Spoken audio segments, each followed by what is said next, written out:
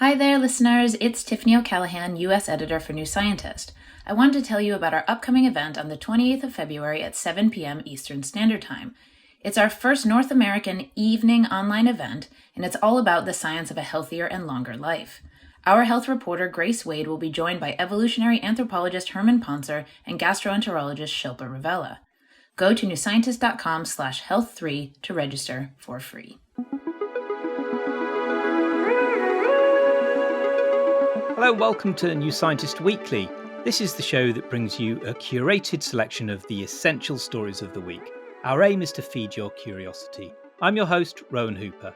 And I'm Penny Sarche. Welcome to the show. This week we're joined by New Scientist journalist Graham Lawton, Jeremy Sue and Alexandra Thompson, and by environment reporter Daniel Capurro from the iPaper. Welcome all. Hi. Hey, Thanks for having me. Coming up on the show this week, we're going to find out the results of a survey to find in which country people are most in love. So if you're American or German or Australian in particular, you'll want to know where your country comes in the list there. We've also got a fascinating story about period cravings, which is something I didn't know anything about. That's the food cravings women get before their period. I'm speechless, Rowan. We'll also be hearing about the first study into the evolutionary function of head hair in humans, and we'll be discussing the question of UFOs over North America and asking why the US Air Force is suddenly shooting so many down. But first, we're going to start with rivers. If you're in the UK, you will almost certainly have heard about the terrible plight of our rivers or seen the state of them for yourself. No rivers in England, Wales, or Northern Ireland are considered to be in high ecological health, and only 14% of England's rivers are classed as being in good health overall. It's an absolute scandal, and that's why New Scientist has joined forces with the newspaper to draw attention to it and do something about it, launching our Save Britain's Rivers campaign. So, to talk about this, we're joined by New Scientist chief features writer Graham Lawton and I's environment correspondent Daniel Capurro. Graham, can you sort of introduce us to the problem? Yeah, I mean, UK's rivers are really important to people and wildlife, disproportionately important considering how small an area they cover on the land. I mean, they provide all sorts of ecosystem services to humans. These are things that nature gives us for free. So obviously water, flood defences, waste disposal, but other things like carbon sequestration, hydroelectricity. They're a nursery for commercially important fish species. And then last but not least, leisure and recreation, angling, swimming, kayaking, walking by rivers, really important to people. And obviously biodiversity. The UK's rivers cover 3% of the land, but they've got 10% of biodiversity. We don't have a lot of biodiversity left, so that's really critically important. And that's actually about on par with the rest of the world, a small percentage of land, a large proportion of biodiversity. But as you said, they're not in good shape. I'm in Cornwall at the moment, actually right next to the River Fowl, which turns out to be one of the most sewage polluted rivers in England. The quantity of sewage that goes into there every year, mainly through storm overflows, is really quite shocking. And Is it looking in bad shape, Graham, the river? Well, that's one thing you can't tell. It's really hard to tell. It looks amazing. It looks like a beautiful, pristine river, but, beneath the surface, there's this sort of dirty secret floating around. And I think we'll find that of a lot of the rivers that we visit over the next few months. One thing I was really struck by in the piece that you wrote for us this week is I think about rivers a lot in terms of wildlife and biodiversity, and also they're nice to walk along. Also, we thoroughly depend on them for drinking water. We over-extract them. They're really important for all kinds of other things, floodplain management, hydropower. So the rumbling sort of complaints about what's been going on with the UK's rivers, it's not just an aesthetic thing. It's actually core to so many sort of aspects of society and how we use these rivers. Yeah, I mean, the UK is one of the few countries to actually value its natural capital, which is kind of nature, which provides us with services. And rivers give us huge amounts of important services. And I think one of the key things is that they save the NHS £870 million a year in mental health services. Simply being by the river, being in and around rivers is really good for people's mental health. Wow, I hadn't heard a price tag put on it before like that. Yeah. And Daniel, welcome. Thanks for coming on. Can you tell us about some of the issues you've been reporting on? Yeah, so, echoing what Graham was saying, it is a dirty, smelly problem, but one that's very hard a lot of the time to really know what's going on. Particularly we've been looking at in the sort of first week of the campaign, how much do we actually know? How much is actually going on? Who even knows what's happening? as Graham mentioned, the main issue, or at least the headline issue, is this thing of storm overflows. So the sewage networks in the UK, which, depending where you live, can date back to the Victorian period, which is certainly the case in London, but a lot of it dates back to early 20th century, late 19th century. They rely on what's known as combined storm overflows. So rainwater, surface water runoff, anything that goes down, the big sort of metal drain grates that you see in the street, that will end up in our sewer system. And they're treated together, which isn't necessarily a bad thing because, surface runoff is full of lots of nasty things that come off our cars and similar. But what happens is that when you have lots of rainfall, the sewage systems, the sewage treatment works can't cope. And to stop them backing up, flooding houses and streets and things with sewage, they discharge some of this raw sewage or partially treated sewage into rivers. Depending on which measures you look at, and the data is very much incomplete on this, I think the most recent year is 2021, there were nearly 500,000 discharges, which when you add up all the hours is sort of several hundred years, I think, of discharges is really, terrible stuff. There's so many unknowns, and one of the unknowns which we're looking at this week is, so water companies have permits to do this. They have environmental permits which have been around since the 80s, which recognise that the treatment works are not necessarily set up to process as much water as they should, as much sewage as they should. But it turns out that there's not really monitors installed to check that they're doing this. So you have the case of sewage treatment works where the sticker value on them, if you like, says that they will process so much sewage, so much wastewater. But the water companies who self check this stuff and report it to the Environment Agency basically just take that at face value, and there's no actual monitors measuring if that's the case.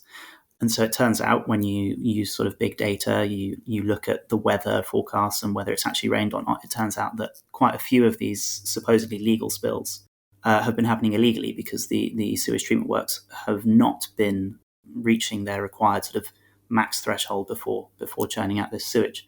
So, there's this question of how much of it is legal and how much of it is not legal. But then, of course, lots of listeners will probably be thinking, well, how on earth is any of it legal? And that comes back to this issue that we just have a pretty decrepit, ancient sewage system that is not fit for the population size that we have.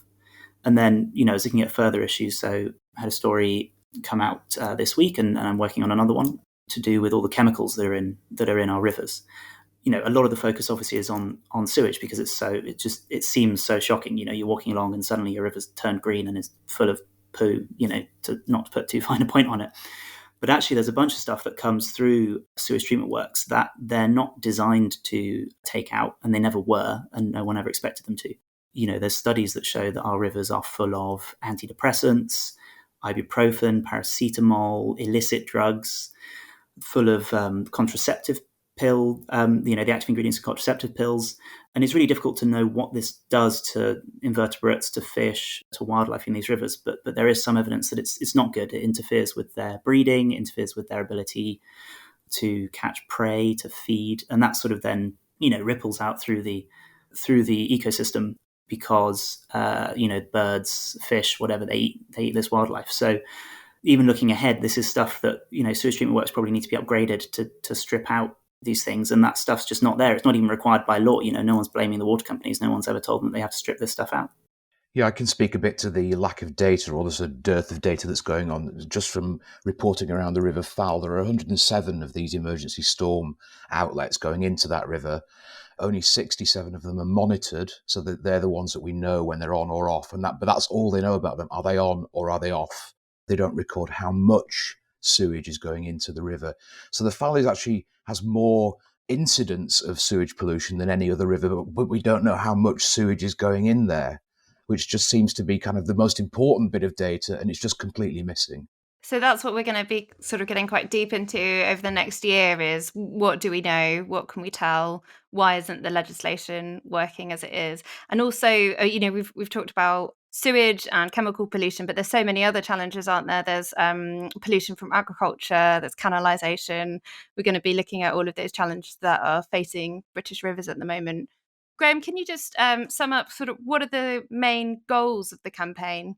Yeah, we've got three real goals. First of all, just to find out what's happening to the UK rivers and why, as you said.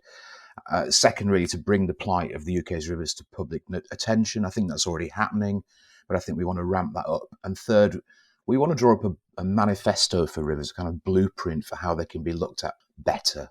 That's great. Well, thank you both. And throughout the following year, we're going to have features, articles, investigations, videos, and of course, podcasts. So listen out for some more.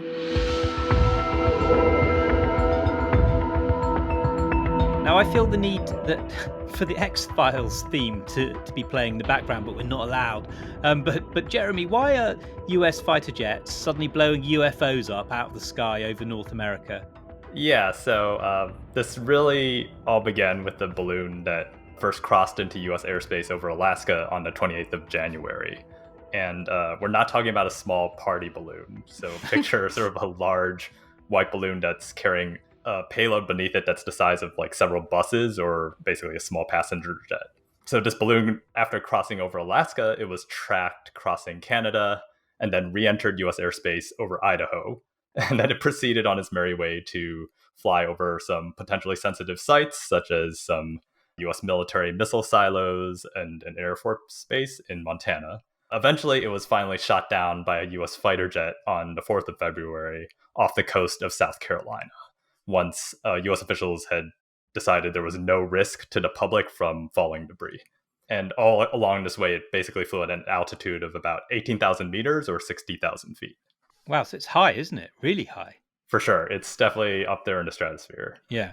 And for now, the US it's still collecting and analyzing the wreckage, much of which pretty much fell into the sea. But the US government has basically confident enough at this point to say that the balloon was part of what they describe as a high altitude surveillance program by the People's Republic of China, which spanned several continents. Now, Chinese government officials have denied this and said it was a balloon intended for weather research that kind of just went astray, like got blown off course. It just happened to go over missile silos and the Air Force Base, you know. Right. So I think one of the things that's kind of grabbed attention is that why would you use balloons when we have such sophisticated spy satellites and other technologies? So you can think of them as basically kind of like cheaper and more disposable satellites that can spend longer periods of time peeking down at a particular spot. Whereas satellites, many of them will often be zipping overhead, every 90 minutes to maybe even like every day. And so they have less time usually over target. Another advantage for balloons is they're actually surprisingly hard to detect and take down. And you might not think that because you think, well, I can just pop this party balloon. But one thing is these balloons, they just don't appear well on radar because they're actually relatively small. They also, because they are flying so high at such high altitudes, that actually really pushes the limits of military surface-to-air missiles and even fighter jets. And then last but not least, if you think about taking out one balloon with a Sidewinder missile, which costs over $400,000 US, that's not necessarily something you want to keep doing in the long run. Yeah, and they actually missed, didn't they, with the first one? So they had to use a second. So it's getting on for $1 million it costs just to take down that one balloon.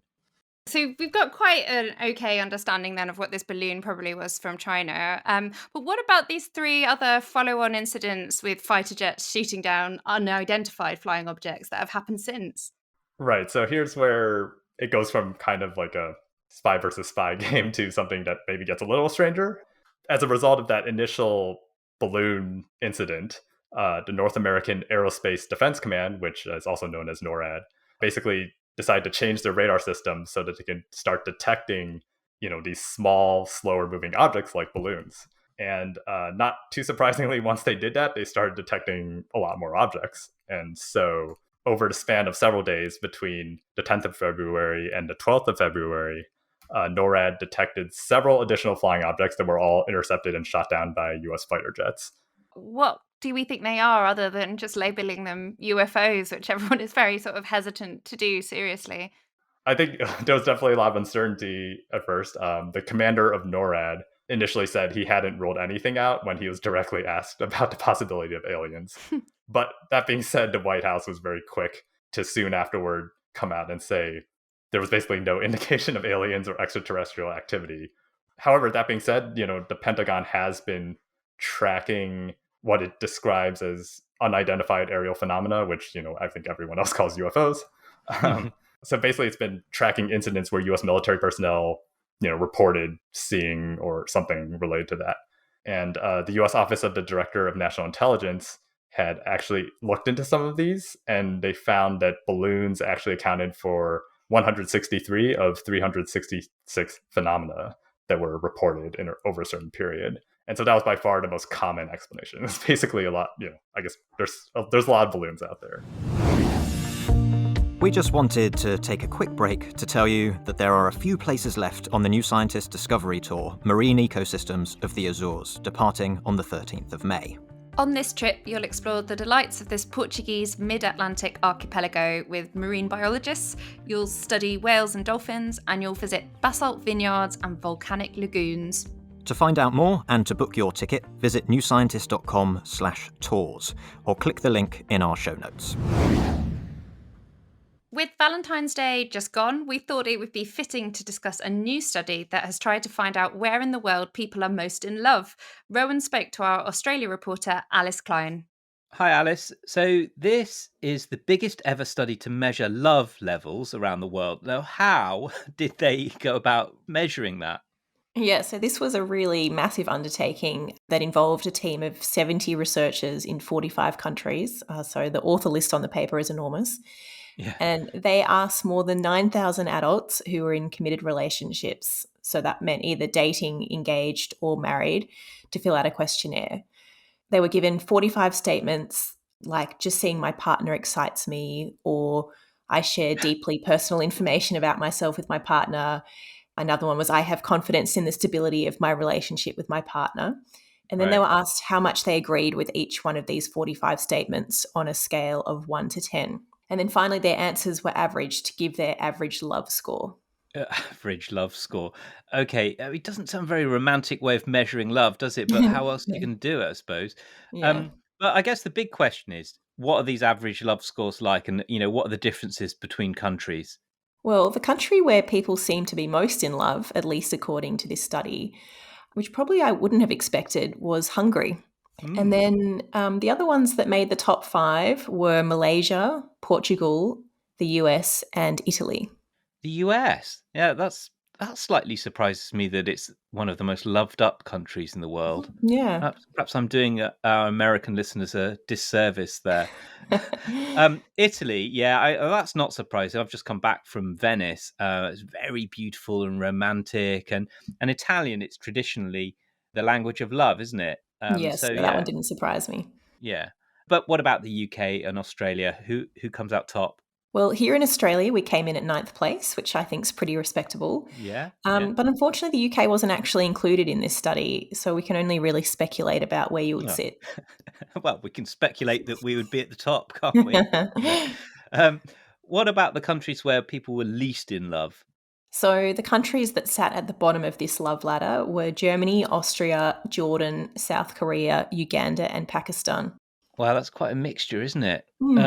Well, poor old German-speaking countries don't do well, do they? No. Well, are there any common features amongst, the most loved-up countries and the least ones that they're using to explain these clusterings?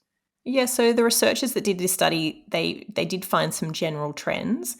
For example, they found that countries that scored higher on what's known as the Human Development Index, which takes into account things like life expectancy, length of schooling, living standards, that sort of thing, they were more likely to sit higher up the love ladder. And I guess the reason for that might be that, if you're in good health and you have enough money to eat and things like that, then you might have more of an opportunity to really engage with your partner and, stoke the passion. Yeah. And then another factor that actually ties into this is that countries with higher gender equality also seem to have higher love scores. And that might be because women in these countries typically have greater choice in who they pair up with. Right. But I should note that these are just general trends. They're not hard and fast rules. For example, if you think of Germany, they score highly in terms of this Human Development Index and gender equality, but Germany's near the bottom for love scores. So it's unclear why that is, but I have to say, coming from a German family myself, I wouldn't say we're really known for Romeo and Juliet style hot-blooded displays of passion. So maybe it's just a cultural thing. I mean, I was also thinking about whether you could measure love more in some more objective way, like a brain scanner or using hormones. But I guess it is completely subjective. It's so subjective. That's true. Yeah, it's That about people's own experiences. Yeah. So how reliable is it when you're just asking questions like this? Yeah, I mean, I guess to do a brain scan study or measure hormones for over 9,000 people in 45 countries might be a bit of an Yeah. undertaking. And I mean, this is the biggest study ever on this subject so far. But even though they did include over 9,000 people, the number of people actually in each country ranged from just 72 to 827. And they were mostly people living in cities with a relatively high level of education. So the findings probably aren't perfectly representative. But the researchers are hoping to do larger studies in the future because we know that love is this universal emotion across cultures. So it's just really interesting to explore how we experience it in different ways. Now, did you know that hair type has previously been studied by researchers in fields such as cosmetics and forensics, but not by evolutionary biologists? No, I did not know that. No, me neither, but this is the first study to do that. And what researchers have found is that tightly coiled curly hair both shields the head from the sun and prevents overheating by minimizing insulation. And this finding could explain why curly hair evolved in early humans when our ancestors were all in Africa, and why straighter hair then emerged later as some humans moved into cooler areas. Wow. So my immediate thought on this was, why don't chimps have curly hair as our closest relatives? But then I thought, okay, they live in the forest, right? And it's shady and they don't need it. And humans evolved on the savannah out in the sun more, I suppose. Yes, exactly. And it's been suggested before that humans largely lost their body hair, but retained head hair in order to prevent our heads from overheating in the sun. But now Tina Licisi at Penn State University has tested if the type of hair on a person's head also might make a difference. Okay, so what did they do? Yeah, it's quite funny, this experiment. They put 3 different wigs on something called a thermal mannequin. So one wig was straight, one had moderate curls, and one had tight curls. And what the team found was that the hair's type made a really big difference to how much heat the head of the mannequin gained when it was sort of exposed to simulated sunshine and quite high temperatures. And basically, the head with the tightly curled wig gained less than 1/10 as much heat as the control that had no wig at all. I can't get over thermal mannequin. It just sounds weird, doesn't it? I'm imagining something in like in a shop with clothes on yeah, it. Yeah. Okay, so the tightly curled hair was really good at protecting the head. What about straight hair? Yeah, so all the hair was good. Straight hair still protected the head, just not as much as the tight curls. So the mannequin head with a straight wig gained less than half as much heat as the control bald mannequin head. Well, so why doesn't everyone have afro curls? Because it's got all these advantages. So the researchers suggest that as people spread out of Africa, the selection pressure, the evolutionary advantage of having tightly coiled hair would have been lost or relaxed. So that would then allow variations to emerge from generation to generation by random chance. And that's probably why we don't all have tightly curled hair today. Right. It's odd, isn't it, that, loads of work has been done looking at skin color, I suppose quite obviously, and also the selective advantage of having dark skin, but not at hair type. Yeah, I find this really interesting. And to speak to that, I'll quote you what Tina Licisi told our reporter, Michael LePage.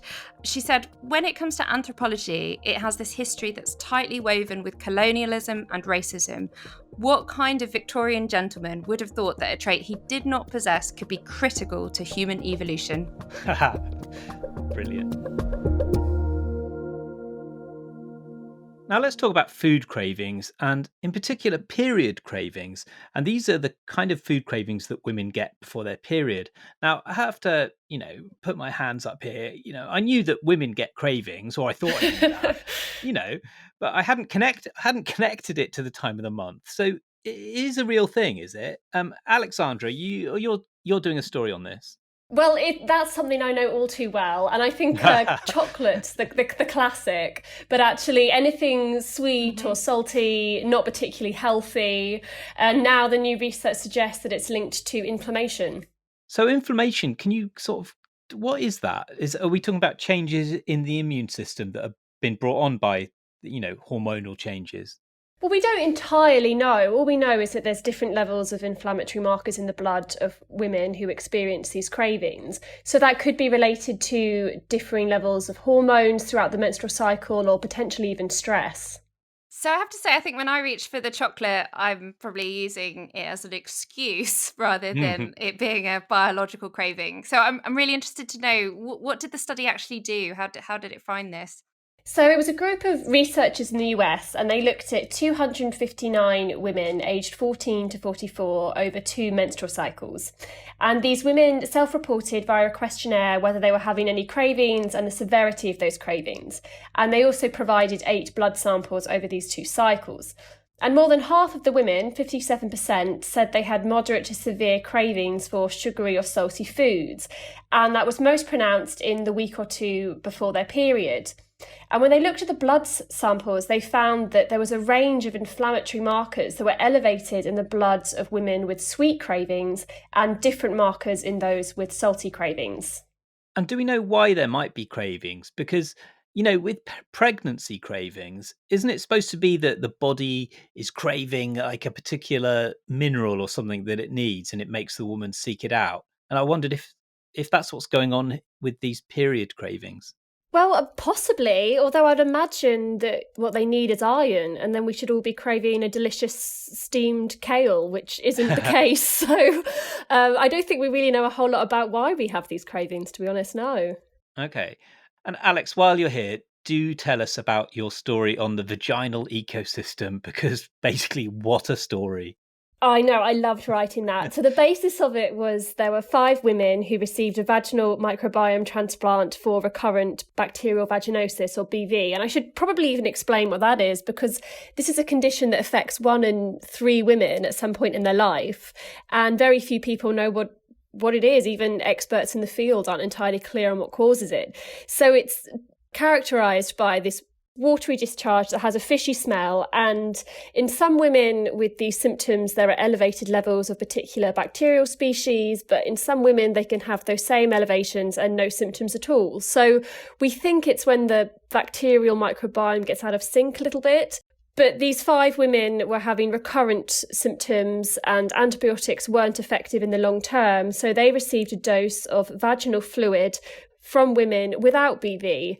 And 4 out of 5 of them are in remission years later. So this opens up so many questions about, what is a healthy vaginal microbiome? What is an optimal one? Could we have super donors one day? Yeah, it's an amazing story, and we'll put a link to that in the show notes. We'll also put links to the first articles from our Save Britain's Rivers campaign, so you can find out more about that. That's all for this week. Thanks to all our guests, and thanks to you for listening. Do go ahead and subscribe, and do get in touch on Twitter @NewScientistPod and say hello. Give us any feedback you want. And also, I must say, by the way, we've been shortlisted for Best Science Podcast in the Publisher Podcast Awards 2023. So thank you very much for that, and fingers crossed. And we'll see you next week. Bye for now. Bye. Bye. Bye, everyone. This podcast is produced by OG Podcasts. Find out more at ogpodcasts.co.uk.